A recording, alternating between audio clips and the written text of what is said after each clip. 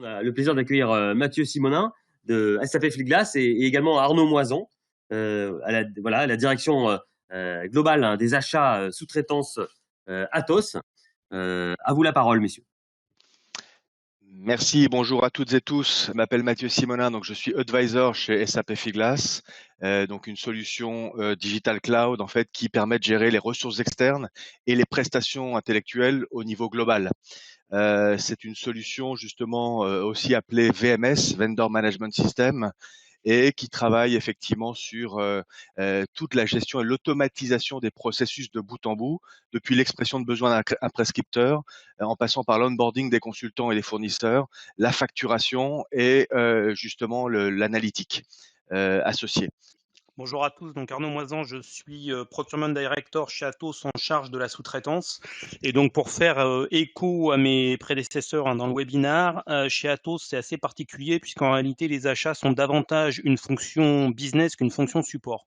Fonction business pour une raison très simple, c'est qu'Atos est un service provider, donc finalement on est intégrateur de technologie et donc la partie procurement, elle est directement liée aux activités de la société, a fortiori sur la partie sous-traitance dont j'ai la responsabilité. Et aujourd'hui, moi je vais essayer de vous expliquer comment est-ce qu'on arrive, ou en tout cas comment est-ce qu'on essaie de résoudre un paradoxe qui est celui en réalité du local versus global. Pour une raison très simple, c'est qu'aujourd'hui, la sous-traitance, donc Atos est présent sur une centaine de pays dans le monde, et la sous-traitance, par définition, on est sur un marché qui est extrêmement local.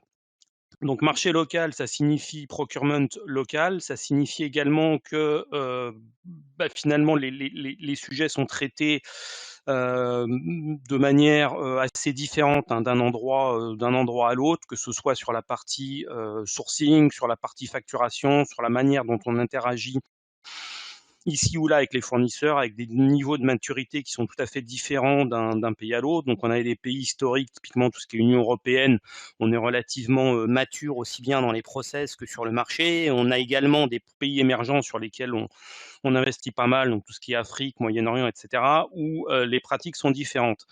Donc là, effectivement, on a cet enjeu-là. Et donc, toute la question de se dire, c'est que finalement, on a ce sujet qui est très global et comment est-ce qu'on peut le traiter, très local, pardon, et comment est-ce qu'on pourrait le traiter de manière globale.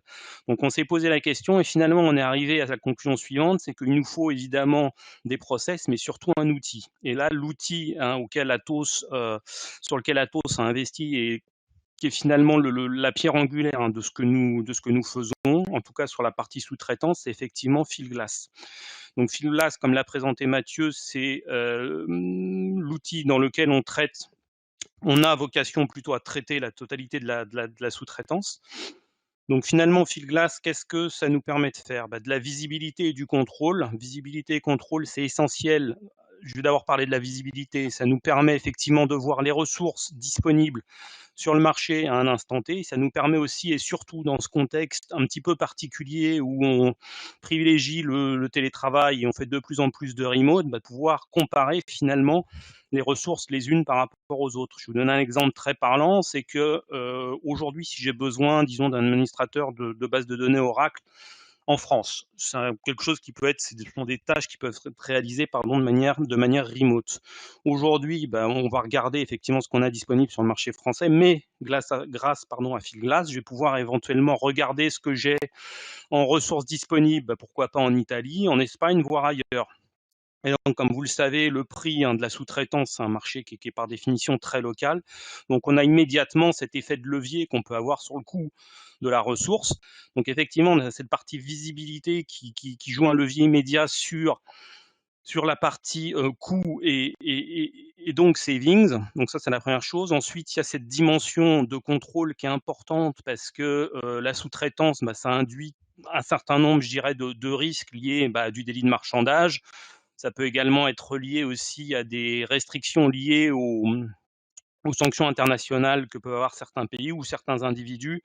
Donc, on a effectivement cette possibilité également de contrôler les ressources qu'on va intégrer dans nos opérations. Ensuite, ce qu'on a appelé business intelligence, et excusez-moi pour les anglicismes, le slide n'a pas été traduit.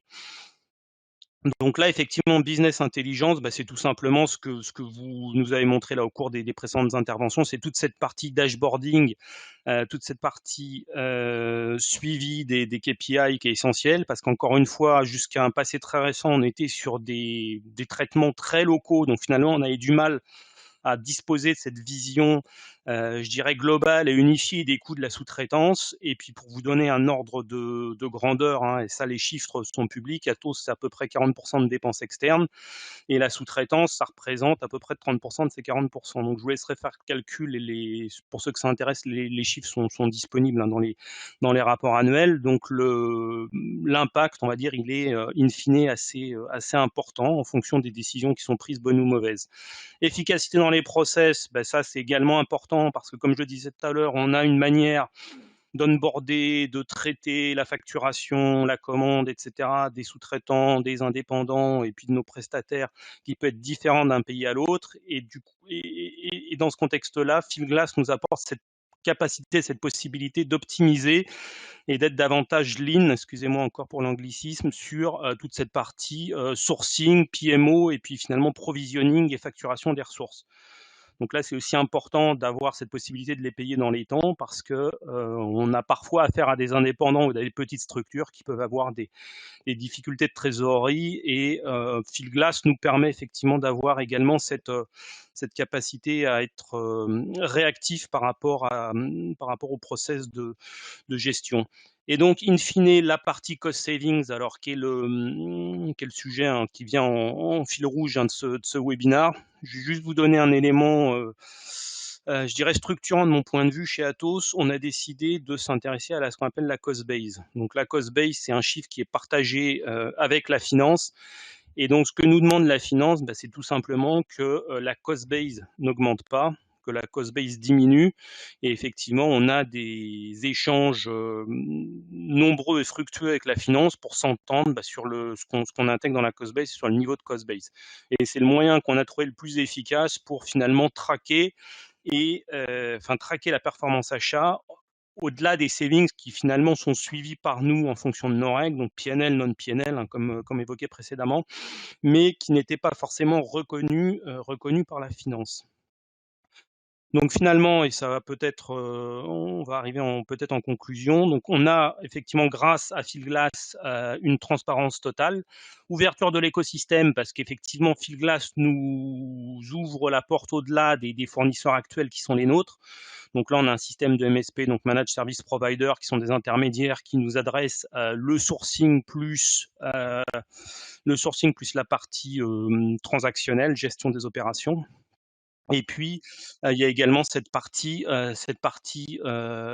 innovation entre guillemets, parce que derrière, la technologie a un effet de levier positif sur la cost base, hein, que j'évoquais tout à l'heure, et donc nous permet d'être plus performant financièrement parlant sur les offres et les opérations à destination des clients, hein. Tout ça, et j'insiste sur ce point-là, parce qu'il faut mettre aussi en perspective la compétition à laquelle Atos aujourd'hui fait face. Donc on a effectivement un Capgemini, mais qui sont des concurrents, mais on n'est pas tout à fait sur le même business. Les concurrents directs que nous avons aujourd'hui sont essentiellement des Indiens. Donc effectivement, on se retrouve finalement avec des gens qui ont un avantage sur nous, c'est qu'ils ont des coûts internes, et là on parle de salaire, qui sont très largement inférieurs aux nôtres, pardon. Donc là, on a vraiment ce besoin pour rester compétitif, d'être capable de leverager, d'intégrer aux opérations les bonnes ressources au bon prix, au bon moment. Voilà ce que j'avais à vous dire sur le sujet. Un grand merci Arnaud. Merci Arnaud Moisan, directeur procurement de sous-traitance chez Atos.